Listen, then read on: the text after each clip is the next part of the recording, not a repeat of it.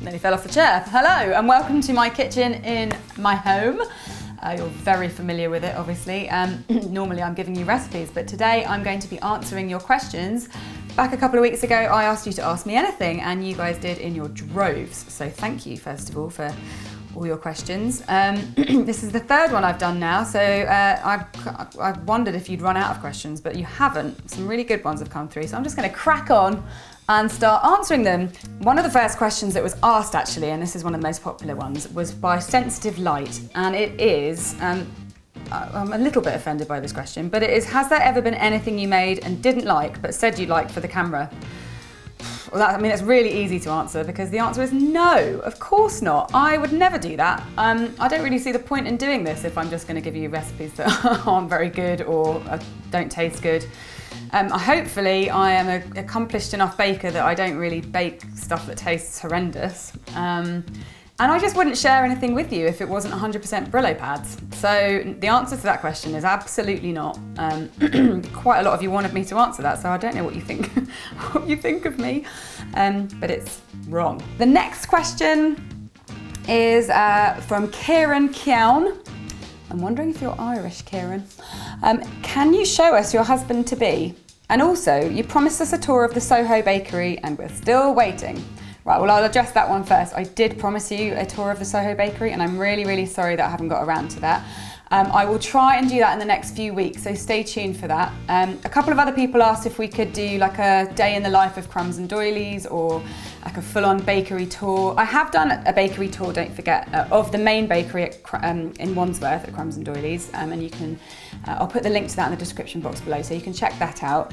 But if you're wanting a more kind of day in the life of like how it all rolls from like the beginning, the crack of dawn to lights out at the end of the day, then we can definitely think about doing that, and I will try and fit in a Soho tour as soon as possible. But going back to the first part of that question, I'm afraid I can't show you my husband-to-be because he's very private and doesn't want to be on YouTube, so I have to respect that. So you're just going to have to use your imagination. Sorry.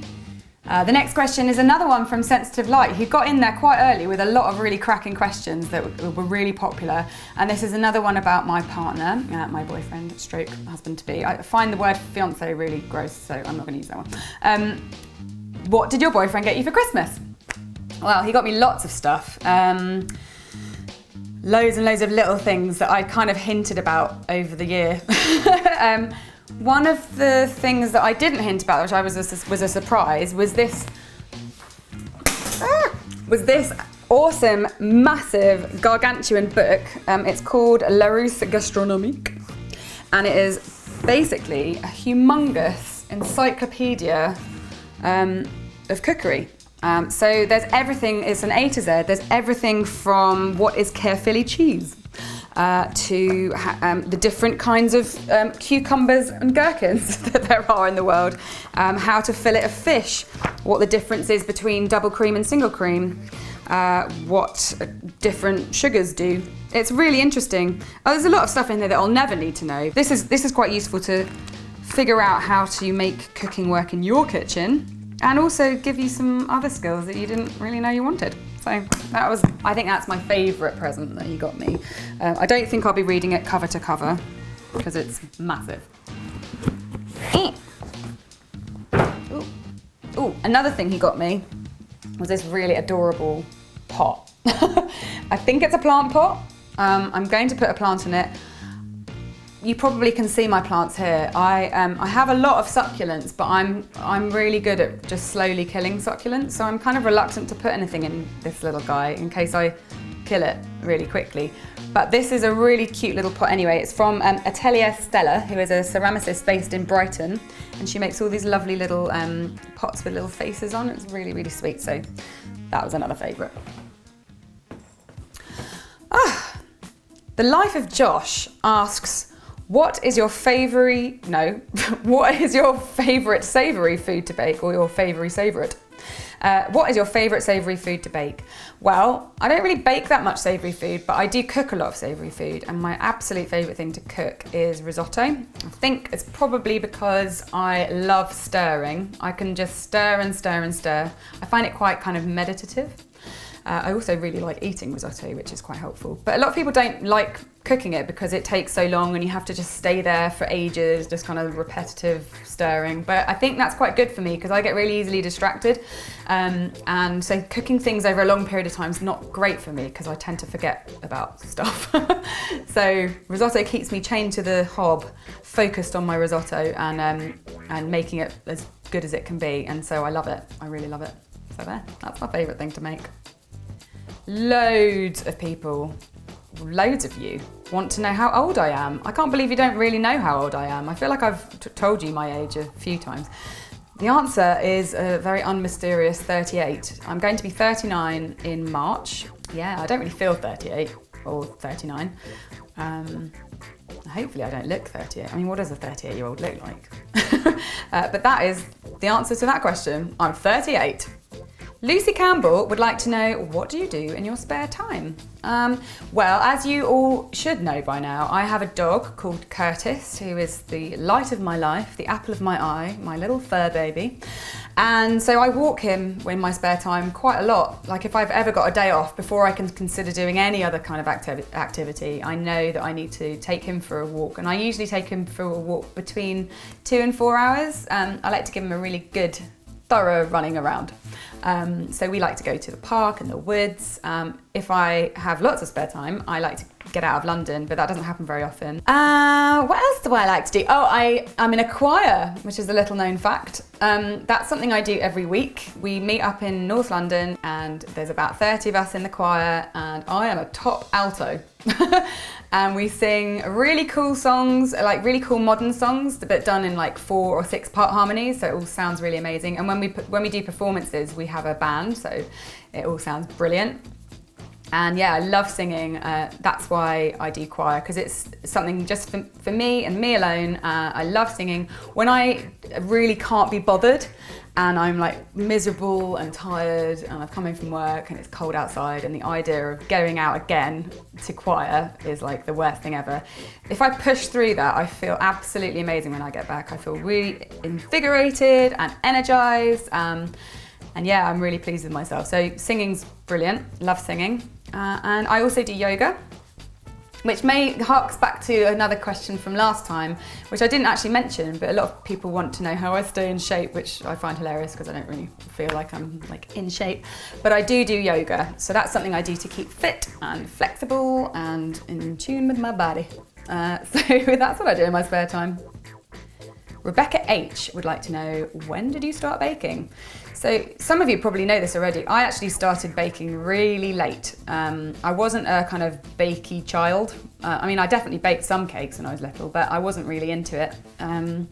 Not until I was about 25, 26, when I was in Australia, and I'd been there for 3 months, and so I had a leaving party and I had a tea party. So my friend Tara, she lent me some cooking books. One of them was Donna Hay, I think, and it was full of stuff.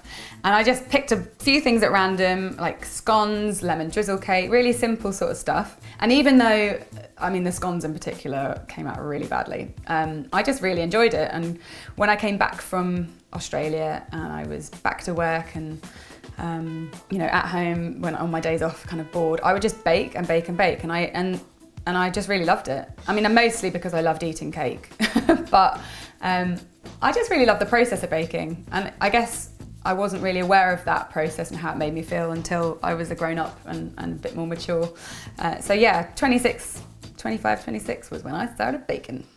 Natasha Halliday wants to know, do you plan on making your own wedding cake?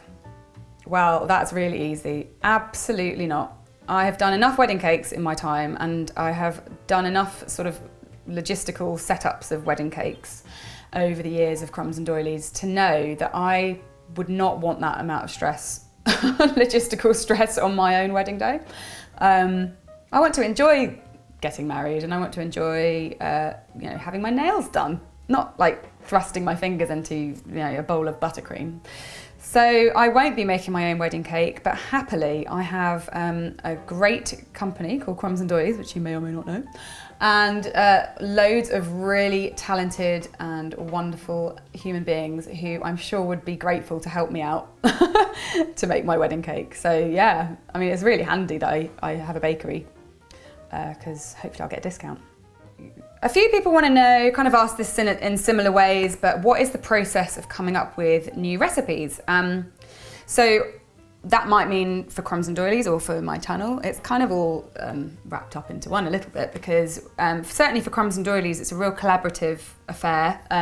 While we do have one or two people that are sort of specialists in that area, like they are kind of in charge of development. Nikki is one of them. She is in charge of kind of creating all the new flavours at Crumbs and Doilies, but we do kind of all do it as a team. So every member of staff is able to bring their ideas to the table, and sometimes we have full-on days where we do sort of R&D, and everyone will bring their ideas in. We'll kind of whittle it down to maybe 3 or 4 that are we're like, no, they're brilliant ideas, let's roll with those.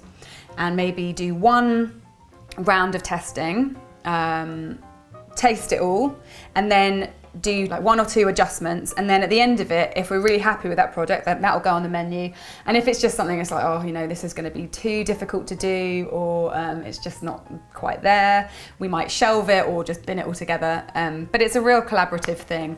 And Nikki also helps me out, along with Sally, who you've probably heard of and seen on some of the videos as well, develop stuff for this channel, because doing it on my own is can be quite difficult. So we all kind of work together, we test things together, and yeah, like they're always on hand. Not today because there is no cooking going on, but they're on hand to help me out with preparing stuff, and sometimes even washing up. This is another question that was really popular, and I'm again a little bit offended that you would even think that this would be a thing that I would do. Denimso wants to know, have you ever used store-bought goods and claimed them as your own? I mean, no. I've never done that. I certainly wouldn't claim them as my own. Like if I was going to use, like, I don't know, store-bought pastry for a dessert at a dinner party or whatever, then I wouldn't pretend that I'd made it. I'd just say, well, this is nice, isn't it? I bought it at the shop. But I just think that's a weird thing to do. Also, things like that with lying about stuff is always going to come around and bite you on the arse eventually. So I just don't think there's any point. So no, I've never bought a dessert or a cake or anything like that and tried to palm it off as my own.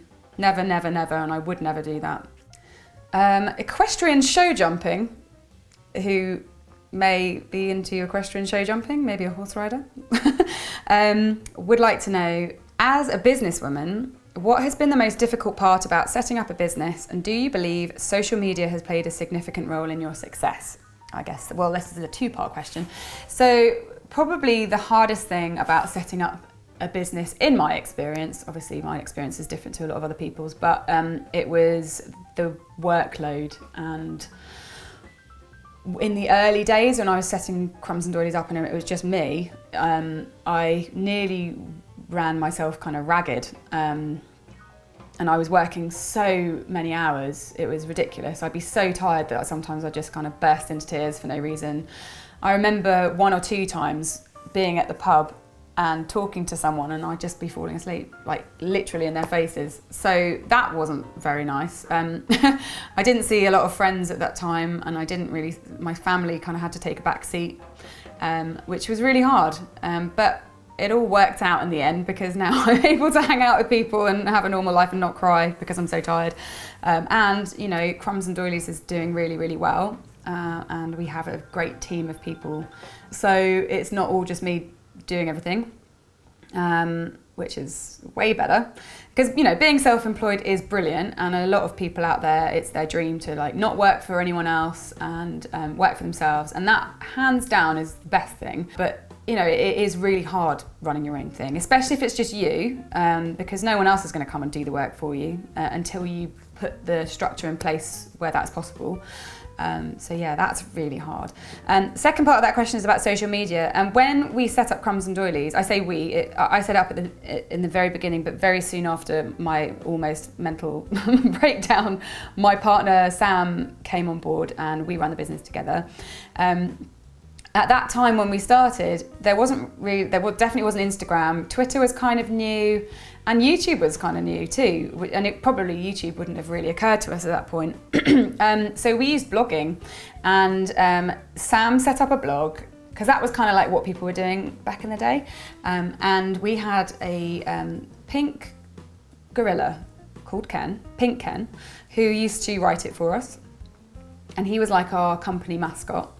And it was really popular, our blog, and it helped people connect with us, and not just us, but the cakes and the business, and it helped us create a fan base and a community, and also really helped create our brand and what we kind of wanted our voice to be like through this pink monkey. So yeah, blogging was really important. So that was definitely important at the beginning, but obviously now, you know, we've got Instagram, so which is really visual, and cakes are really visual, so it's the perfect medium for what we do at Crumbs and Doilies. And of course, you know, I've got this YouTube channel as well, which is bringing a whole new wave of people to our community. So yeah, it's all really, really useful. And yeah, I think you should, if you've got your own business, you should definitely not neglect that side of things. A lot of people want to know why I cut my hair. Well, hopefully you think it looks good. I just got really bored of having long hair. I'd been growing it for years. I wasn't really doing anything with it. It was just kind of like, and just needed a change, you know? And that's the only reason. I just got bored. Archives of Autumn would like to know, where is your favourite place to clothes shop? Are you a more online or in real life shopper? Well, I'm definitely an in real life shopper. I can't remember ever having bought any item of clothing except for maybe one pair of shoes online. I just don't trust it. Not that I don't trust it, I need to feel something, and I need to play with it and put it on and spin around in it, and I need to love it if I'm going to buy it, and I can't work out if I'm going to love something just by looking at it online. So very much an in real life shopper. And also I know that I am the kind of person who would buy something online, and if they didn't like it, I would be like, it would be sitting by the door all ready to be posted back, and I would just kind of look at it every day and forget about it, and then I'd have to keep it anyway because it was too late to return. So that's mainly a good reason why I don't do it. But yeah, mostly because I like kind of trying things on.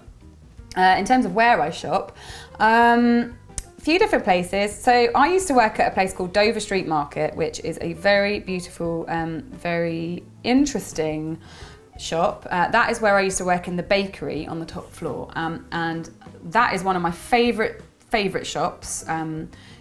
It's just a really beautiful building, and there's like 6 floors, and everything, like each floor is curated by a different artist, and it's just an interesting place, but it is incredibly expensive, so I don't really shop there, but I do go and visit it because I've got some friends that still work there, so it's a great place to go because it's kind of interesting, but yeah, it's kind of depressing walking out with nothing. I also love Liberty, which if you've ever been to the Crumbs and Doilies shop in Soho, you'll probably have either been in it or past it because it's right around the corner. And it's 150 years old, that shop, and it is one of the most pleasant places to shop. It's a beautiful shop from the outside, and inside it is really spectacular. Like I think a lot of the woodwork of it, like there's this big wooden staircase that goes right through the main building, and there's like a kind of atrium almost, and a lot of that woodwork is from 2 galleons, I think, from like the 17 or 1800s, and so it's real like old and kind of interesting, and also the things that you can buy there are really nice, so that helps. But the biggest win of Liberty is that I can take Curtis in there because they allow dogs. I mean, I don't know how much they'd allow like a pack of St Bernards, but Curtis is nice and small, so he definitely gets to go in, and everyone makes a fuss of him, and he growls, and then I'm embarrassed. But yeah, I really like Liberty. But if I'm just kind of going like, you know, shopping and just want to pick a couple of things up, then I will go to COS, because I really like, they do a lot of monochromatic stuff, and I don't know if you've noticed, but I'm mainly wearing black and white. And they do some really interesting shapes, and it's really reasonable, and it's really well made. So I really like COS, and I also like And Other Stories. It's a bit hit and miss, but I really like that. I quite often have little wins there. I'll come out with like loads of stuff. That's a great one. And also that's really near my shop too, so that's handy. White Piano 23. If you had a gun pointed to your head and were told to say which baked food you would eat every day, what would it be? I mean, I wouldn't need a gun pointed to my head to tell you, it's no secret. But I love baked goods, but I love bread. I'm a bread fiend, like I eat bread every day. If I couldn't eat bread, I'd be really gutted. Like if someone said that I was celiac, I'd just be devastated that I couldn't have a nice sourdough bread anymore. So sourdough is my favourite. My perfect loaf is like a sourdough which is kind of stretchy and chewy inside, but has a really thick crust that's almost like jerky and really like caramelised on the bottom. I love that kind of bread. So yeah, bread. Obviously I like cake a lot, but I couldn't eat cake 3 times a day like I do with bread. Well, I mean I could because I obviously have, but yeah, bread's where it's at. A few people wanted to know what I studied in order to become a baker. Well, I didn't study anything to become a baker. I went to art school and then I dropped out. So not really related to baking or anything really, because I dropped out. But yeah, I didn't, and also I didn't, as you know, find baking until much later than my uni years. So yeah, I didn't study anything. But this kind of leads me on to a question that Sadaf's Cake Spam on Instagram asked, which was, what do you think would be more beneficial, doing a 1-year-long baking program at a college or finding an internship at a bakery? So I didn't do either of those things, which is not to say that those things aren't brilliant. I think it kind of depends on what kind of baker you want to be and where you want to end up, and whether you want your own thing or whether you want to be like a French patissiere and it needs to be like, you know, very precise, or whether you just kind of like making, you know, jam roly-polies every day. Like, I think that a 1-year-long baking program at a college would be brilliant. You'd learn things that you might not otherwise learn on your own, or through books or through experience. And you would probably learn techniques that you had to get really, really perfect, and then you would hopefully become perfect at them. And then doing an internship at a bakery, well, I didn't do an internship, I just went straight into working at a bakery, which was really good. And I worked there for just over a year and I learnt loads. I learnt loads about the kind of baker that I wanted to be as well.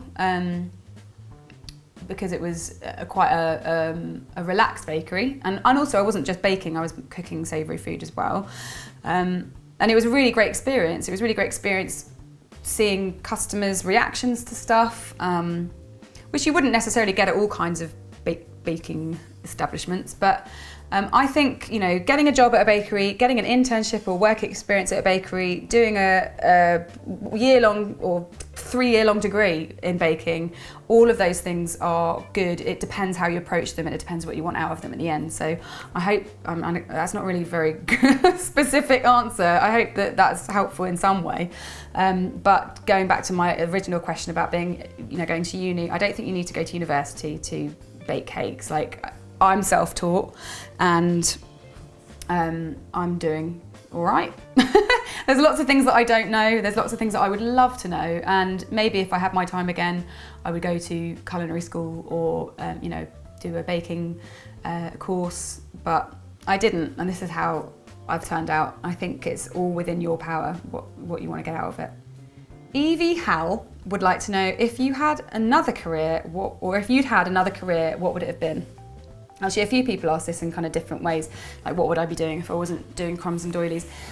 Well, when I was a kid, I only really wanted to be a singer and an actress, which was kind of really punching for the stars. Although I did do a lot of performing stuff when I was a kid. I was in a couple of adverts when I was little, which is funny. I actually watched one of those the other day. I found this random CD and thought it was something else and put it in my DVD player, and it was my advert from when I was 10 years old, so that was amusing. I also did performing arts and theatre studies at college. So yeah, I was always interested in performing, and I suppose what I'm doing now is kind of performing to you guys. But in reality, I think I probably would have still been working in hospitality. I spent a really long time working in bars and restaurants, and I love hospitality. I actually think that working in hospitality and the service industry should be national service, because I think it taught me so much about being a human in the world, being polite, being helpful, and just interacting with other humans and with other, humans, with other people. It was socially really helpful. I don't mean like for my social life, I just mean, being a person in the world and having to communicate with other people. So I think I would still be doing that because I really, really enjoy it. I really enjoy customers and I really enjoy serving people. And if you've ever come to the shop when I've been working there, which happens a lot, then hopefully you will have got good service from me because I really enjoy it. I love serving you, so yeah, probably just still that. So Shadoot, I don't know how to say this, it's one of those Instagram names that's kind of unpronounceable. Shadoot says, how do you make and store the cakes that are custom orders? Do you make them fully with decorations or without? What's the process of having to make a cake a week in advance? A lot of you liked this question, so I'm assuming that some of you are interested in this, maybe because that's you want to bake cakes for a living. Well, I should probably mention that Crumbs and Doilies is a bakery that doesn't do that kind of cake, and that kind of fruit cake or cake which has to be prepared like a week in advance, mainly because we would like people to eat the cake as fresh as possible. So our main goal is to make cakes that are going to be eaten as close to pick-up or delivery day as possible. So when we're doing like custom orders or celebration cakes with lots of detail and whatnot, we'll always try and do those bits as early as possible, because sugar paste can sit around for a week. It just kind of gets more secure from sitting there drying out. So we'll, if we're doing like a Super Mario cake or whatever, we'll make all the kind of elements for that as far in advance as possible, because that helps us manage our time as well in the kitchen, so that we're not all like rushing around making Super Mario the day before, because that's not very practical and it's very stressful. And then we'll have all those bits ready to go, so that when it comes to baking the cake, we'll bake the cake, we'll crumb coat the cake, we will ice the cake, and then we will decorate the cake with all the little bits that we've already made, and we'll try and do that all as close to delivery or collection day as possible, collection time as possible, because we want you to eat nice, soft, squishy cake. So I have done stuff where, like wedding cakes, for example, where there are 3 or 4 tiers high, and in that case, when we go and set those up, we tend to deliver them in separate tiers, because it's much easier to drive 4 separate tiers in a van than it is to deliver a 4-tier high cake that's potentially going to wobble and collapse. So in that case, we'll assemble everything on site. So we'll have all our like royal icing and our pillars and a lot of wipes and things to fix things with, like a kind of first aid kit, like an emergency kit for cake. And we'll just assemble it there and do any kind of finishing off so that it's perfect, so that it doesn't have to move around too much and potentially be damaged. So that's what we do. So one person asked this question, but over the years of doing YouTube, this question has been asked hundreds, maybe thousands of times. Serena Weiss would like to know, how do you recommend splitting a cupcake recipe in half if I don't have to make a lot? It's really as simple as dividing the recipe in half. Or, if you need to make more of something, if you need to make twice the amount, it's really as simple as multiplying all the recipe ingredients by 2. It's simple maths. So I recommend getting yourself a calculator. What I like to do is, if I've got an existing recipe and I've got my list of ingredients and the quantities there, I will in pencil divide all those by 2 and just write those down, so that if I need to reference that recipe again, I'll have the original recipe as it was, and then the half recipe if I need to make half of it. So just do that. And sometimes you'll come across recipes where I use 1 egg, or and 1 egg is used. And actually, if you've watched my videos enough, you'll see that I sometimes actually use half an egg. Halving an egg is easier than you think. You just put it into a bowl on the weighing scales to weigh the weight of the egg, and then you whisk it up so that it's all kind of one thing, and then you remove half of it. You divide that weight into two and remove half, and that is half an egg. So it's really as simple as that. No mystery there. And finally, Alice Minchin, Alice Minchin would like to know, I'd love to know your favourite cookbooks. Which do you turn to for inspiration? Well, I kind of only have cookbooks in my bookshelf. I do read books, but I kind of get rid of them because I know I'll never read them again. Recipe books, on the other hand, are things that I collect and I treasure and I like to dip into for inspiration for cooking dinner, or if I'm having a dinner party, or indeed for baking cakes. And I have hundreds of cookery books. A couple of my favourite savoury ones would be my friend Ellie Pear. She's got a book called Let's Eat, which is brilliant. It's a real good one for batch cooking and then using those batch cook recipes to kind of branch out and do other things with. So that's a really good book. It's also pescatarian, which I don't eat meat, I eat fish and vegetables, so that's really good for me. In inspirational books, I must show you this. Hang on. So some of you probably know who this lady is. This is Catherine Sabbath, and she is massive on the internet, huge on Instagram. She's an ex high school teacher, but in her spare time would bake these amazing, beautiful, decorated cakes. And then that kind of took over, and I don't think she's a high school teacher anymore. But anyway, this book is kind of like my dream book because not only has it got great recipes in it with really great photography and amazing styling and neat words from Kat herself, it's a pop-up book. So let me see if I can show you. I would have loved to have made a pop-up book, but she made it happen, and I've got to give her props for that. And I just have to be annoyed with myself for not doing it sooner. I mean, look at that. How cool is that? So hang on, let's do that again. It's really clever. And all the recipes are on recipe cards rather than being on the pages themselves, to give these pages plenty of room to really, really shine. Let's find another really good one. Oh, look at that. That is a mega pop-up. It's just amazing.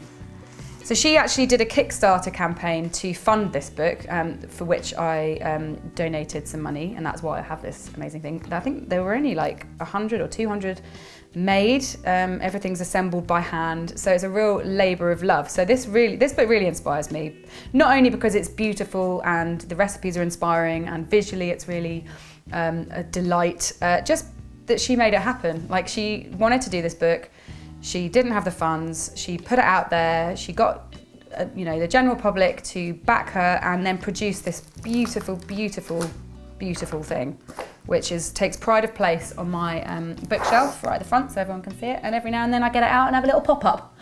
So that is my favourite cookery book, and that concludes the Ask Me Anything answers. So I hope that if I've answered your question, let me know, give me a wave in the comments box below.